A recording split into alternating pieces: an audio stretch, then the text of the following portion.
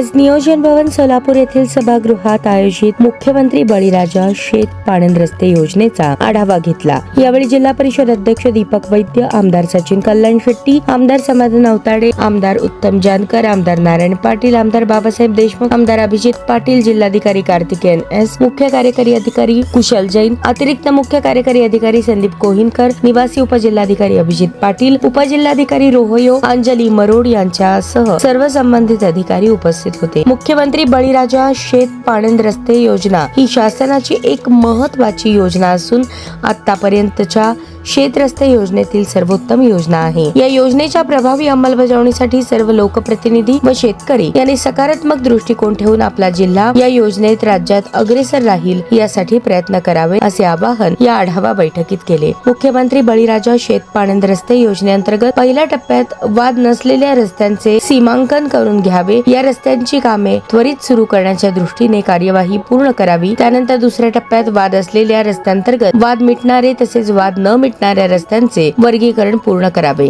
या योजनेअंतर्गत तालुकास्तरीय समितीचे अध्यक्ष, संबंधित तालुक्याचे आमदार यांनी तालुकास्तरीय अधिकाऱ्यांशी चांगला समन्वय ठेवावा व कामाला अधिक गती द्यावी अशा सूचना दिल्या।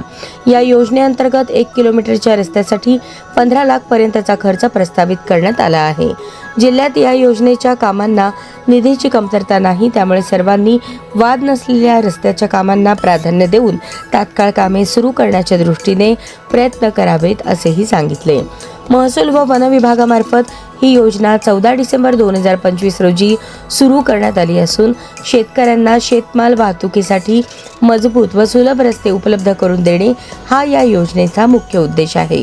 या योजनेत शेत रस्ते व पाणंद रस्त्यांचा समावेश असून 1 किलोमीटरसाठी कमाल 15 लाख रुपये खर्च करता येणार आहेत। रस्त्याच्या दोन्ही बाजूंना चर खोदून मुरुम टाकून दबाई केली जाणार असून आवश्यक ठिकाणी सिमेंट पाईप टाकले जाणार आहेत। जिल्हास्तरीय समितीचे अध्यक्ष पालकमंत्री असून जिल्हाधिकारी, मुख्य कार्यकारी अधिकारी, पोलीस अधीक्षक आदी अधिकारी सदस्य आहेत अशी माहिती उपजिल्हाधिकारी रोहयो अंजली मरोड यांनी दिली। जिल्हा भूमी अभिलेख अधीक्षक घोडके यांनी जिल्ह्यातील 4911 शेत पाणंद रस्त्याची यादी प्राप्त झाली असून त्यातील 372 रस्त्यांचे सीमांकन करण्यात आल्याचे सांगितले।